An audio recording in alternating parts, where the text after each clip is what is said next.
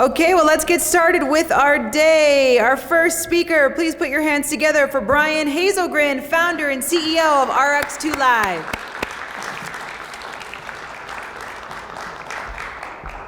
Thank you so much. Sure appreciate the introduction. Good morning, everyone.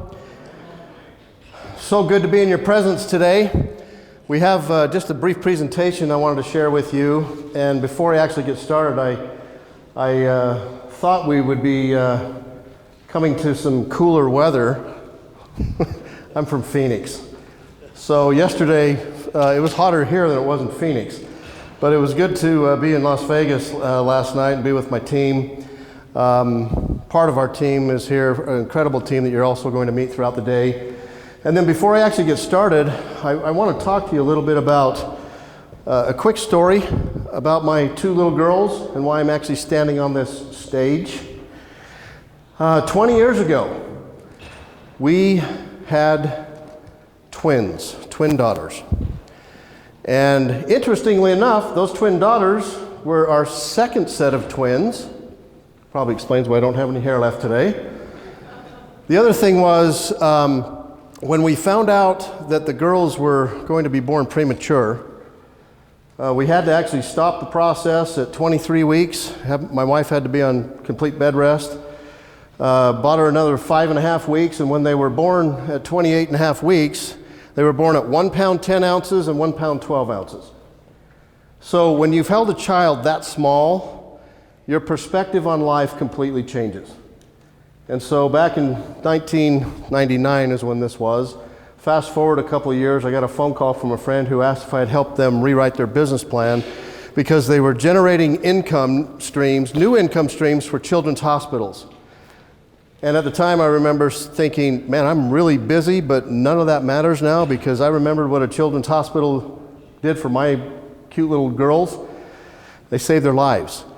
They also saved my wife's life, who flatlined on the operating table at the time. Long and short of it is, that began my journey back in 2003 in being directly involved with healthcare. Because what we ended up doing is we got involved with this particular organization and started generating new income streams for children's hospitals. What we learned is that as we would go through the discussion points of what we all wanted to accomplish. We all had the same common goal. How do we provide better health care for children? How do we relieve some of the stress that the parents have?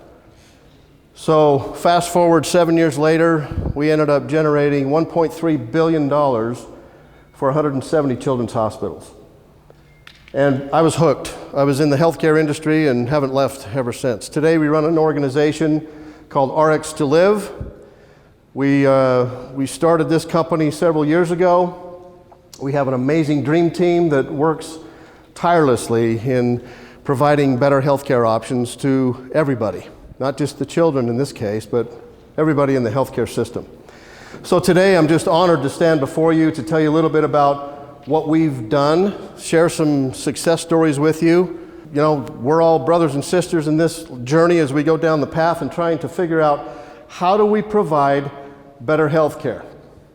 Let me show you a couple of things that are interesting for us to learn about. Physicians have literally lost, in the last 5 to 8 years, they've lost 40% of their income stream. My doctor, Timothy Bryan, he has to see 35 patients every day just to keep the lights on. Our physicians are overworked, they're overwhelmed, they're even depressed, they're losing hope. We have a partnership with an organization here in the U.S. that brings us to over 300,000 physicians here. And that is a common theme. That last bullet point of being depressed and literally losing hope is a common theme with those 300,000 plus physicians. Okay, next, chronic illnesses are costing U.S. businesses $1 trillion. Several statistics that came out from the government about 2 years ago made the claim that it was around $600 to $700 billion, but then you have to add in the unproductivity of employees because they have to show up at work at 40 or 50% capacity, otherwise they'll lose their job. So we feel like workplace wellness isn't working anymore. We created a disruptive program for that as well. I'm going to share that with you in just a minute. And then the last bullet point I wanted to tell you about is another market that we're involved in, and that's with the senior population or elder care. There's about 12,000, according to CMS, the Center for Medicare and Medicaid Services, there's about 12,000 people that turn 65 every day. It's like interest, it doesn't sleep. There's still more people coming into the system. And what we've learned is that there are about 83,000 facilities in the US, but it's still not enough, because that population continues to grow. The share of the US population of 65 plus currently today is around 17%. Over the next 30 years, that number is expected to be around 22%. That number would represent 77 million people. We don't have enough space for them, nor do we have the proper services in place. So we thought we'd do something about that and be a little disruptive. So we created 3 vertical markets to help doctors drive new income streams with the right types of services, and we also want to help them provide better patient outcomes for their patients. We can do that through a combination of technology, a lot of smart people, and the right products and services. We think that we can help companies lower their healthcare expenses. In fact, let me rephrase that. We know we can help companies lower their healthcare expenses and their workers' claim costs. We know that we can help increase the productivity of those employees, and those that are showing up that are 40% capacity when they show up during the day just because they have to be there or they lose their job, we've been able to affect that and increase that and make them more productive while they're at work. So we've actually put a new model in place for the elderly, for elderly care, and I want to show you what that looks like. So we actually have 3 vertical markets. We decided that we'd create 3 specific vertical markets. Currently today we have about 20 products and services that we provide in those 3 verticals. The reason why I want to speak to you today is because several of you in the audience hopefully might look at our model and say, you know what, we may want to partner with you all. And we're looking for additional partners to provide better healthcare options and systems for patients, for employees, and residents in the elderly care market. The physician's practice growth area, these are some of the services that we currently provide. We have lab services, we have neuropathy biopsies, we have microcurrent therapy, we have an amazing weight loss program that's won a lot of awards. We even have a behavioral health screening system. A couple years ago, we learned that Congress was considering putting some funding together for the treatment of opioid addictions, or in other words, after the fact. They actually passed a bill last year and put $6 billion into the system specifically for the treatment of opioid addictions. Our philosophy was, why don't we create a system, a program that detection can happen early on?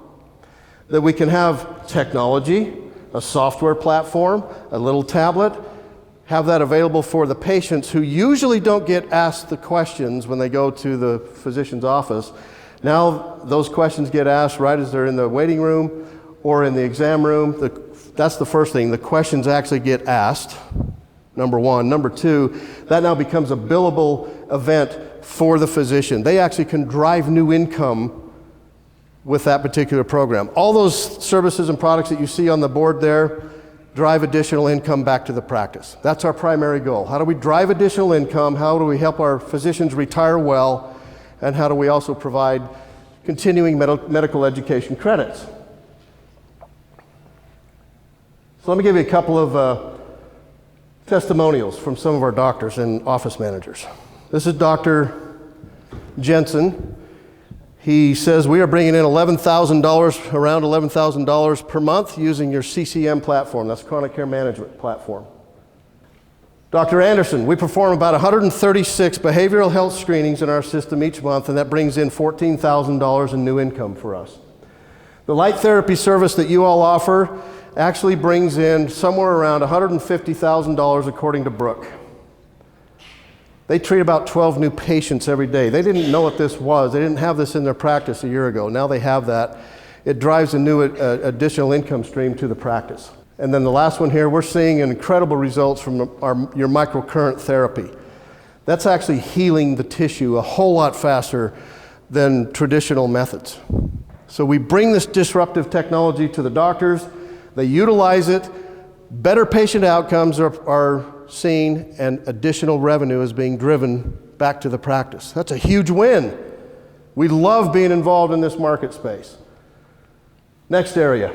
This is our workplace wellness area. We actually created an app in partnership with LifeWorks, and we take that out to the world and help employees and their leaders in the company to kind of look and see how they're doing with their wellness program. We think that it's a lot more in the wellness program than to just have a system where they give a discount to the gym to the employees, they remind them in a newsletter to eat better and work out more, and maybe once a year there's a workplace expo or a wellness expo that's provided at the workplace. We think there's a whole lot more to that.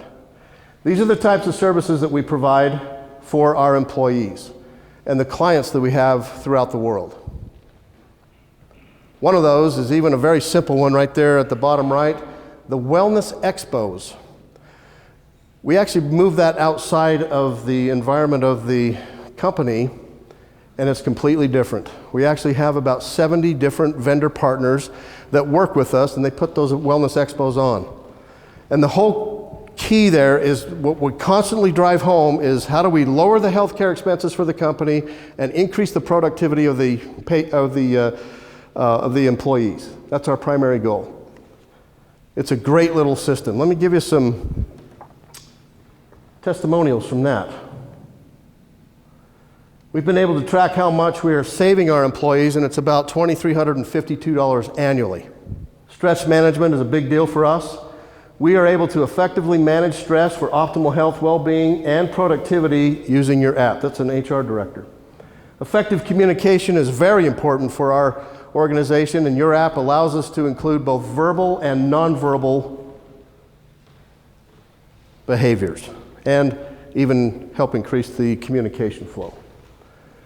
I'll add that too, because I know Suzanne had said that earlier as well. Gamification is really helpful to get our employees engaged in using the app and the other services that you offer, like weight management and mental well-being. This is an excellent platform. We feel like gamification inside the app, you gotta make this fun. You gotta have it a little bit fun for the employees to stay engaged, and we do that through our gamification platform that is also built into the app. So, elderly care. Let's talk about our third vertical market. Now, you'll notice when you look at that screen, that's pretty similar. In fact, it's exactly the same as what I showed you earlier for our physicians practice growth area. The reason why it's the same is because we've been working with CMS now since 2014 when we built the platform for the chronic care management system for Medicare patients. What we did is we went back to them and said, you know, we've got a couple of organizations that own elderly care facilities, assisted living, skilled nursing facilities. They'd like to know if some of our services are covered by CPT codes through CMS.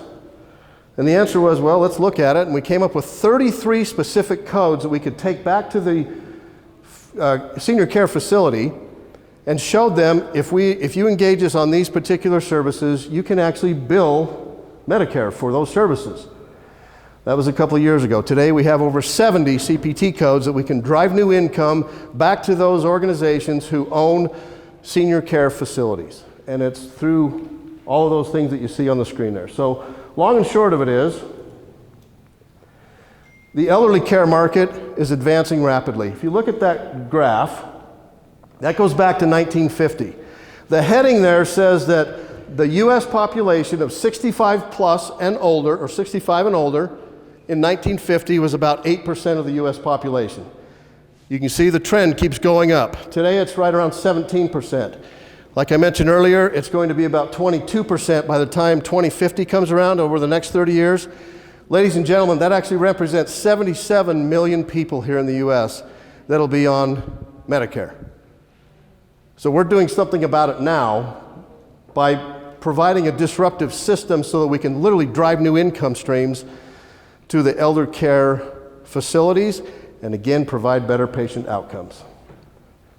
So here's some quotes from that particular segment, or market segment. We want to build the model together with you and take it to all 83,000 facilities in the US. It's that important to us. This is a quote from an executive director in Florida. I was giving a presentation to some of our people a little while ago, and one of our gals stood up and said, "Brian, I just want you to know that when this executive director who wouldn't let me come and see them heard that we had signed a deal with a big client that they knew of," this is their quote, "Wait, did you say they've come on board with you as a new client? Well, then we need to come on, you need to come in and see us because we don't want to be left behind." Here's another quote from Dr. Nazir. "We always need additional sources of income. We also need you to help us with your service offerings because we're a little overwhelmed with 40,000 patients in our system. You guys have a nice little platform that'll help us achieve that. If you can offer CCM, or chronic care management, behavioral health screenings and lab services to our senior residents, this is something that we've been looking for the past 5 years. We're already engaging many of our senior care facilities because they don't know about it. So we're in the education business as well. Our job is to educate the doctors, the business owners, and the senior care directors of how we can drive new income and provide better outcomes. So we have a disruptive twist. What if we were to go out and create all these markets and have the markets already in place and then create the demand, but then work with partners to plug their products and their services into those markets? So far, that's been working really well for us, and we're very excited about it. In fact, we were named to you'll see later today, we were named as one of the top 50 companies in healthcare. Again, we're very grateful and very honored to be a part of the International Forum on Advancements in Healthcare. IFAH has been a new partner for us to look at. We were just very honored to be considered even for the award. But I want to show you what our scores were. I want to show you a little bit about how this all came about. So overall outreach, we scored an 87. Industry impact, we scored an 88. But I just want to call your attention to those little boxes at the top. Total number of different people exposed to your product and services. That's where we created the 3 vertical markets. The impact of your product and service in the corresponding sector. Next 3 is spirit of innovation, future readiness, and market demand. The spirit of innovation, call out that particular box, new perspectives and solutions to industries that are being applied to. Under future readiness, address the growing demand and population without compromising quality that is delivered. And finally, demand for a given product or service in the corresponding industry. That's what we've been able to do. That's why we've been able to find a little bit of success along the way, and more importantly, our mission when we started this company a few years ago, was how do we get to positively affecting 1 million lives? And when we hit that, then let's go to the next goal, and that'll be 5 million lives. And then we'll go to the next goal, that'll be 10 million lives. So we're on a mission now to create positive outcomes for the patients and the employees, increase revenue streams, and also help reduce the expenses at our corporations that we work with. Positive people make things happen because when one thing does not work, which often we see in our industry, in the healthcare industry, when one thing doesn't work, we try another way, and then yet another way until we actually find out what works. Second one there, positive people make things happen because they live in a big world with plenty of things for everyone to go around. We believe that wholeheartedly. We believe that as we go through this life together, we can make a positive difference. We can bring technology together. We can bring capital. We can bring products and services to literally affect the healthcare system, at least here in the US, and hopefully throughout the world. We hope that you are passionate like we are, because that last bullet point there, or that little tagline, the passion to care and the spirit to lead, we felt like if we were disruptive in a good way, which we hopefully are achieving that, I think we are. If we're disruptive in a good way, then we can create new demand. We can create new products, new solutions. We're in the business also of providing solutions. So we would be honored to have a conversation with all of you in the room. I've got my team here, part of our team here with me. If they would stand up, they're right here up front. This is Michelle Harthill. She's our Chief Marketing Officer. Raise your hand, Michelle. This is Garrett Blood, our Chief Operating Officer. And Scott Peterson, our National Sales Director. If we go throughout the course of today, the reason why I want to introduce my team, number one, I love them to death. They're amazing human beings and they're incredible hard workers. But number two, if we all get kind of busy, you know who you can also speak with today if you want to look at partnering with us. Once again, I'll wrap up and I'll just say thank you so much for having us here at the conference, for allowing us to be on stage for a few minutes. And also, we'd love to lock arms with you, go down this pathway of healthcare together, and truly make a difference. Thank you very much.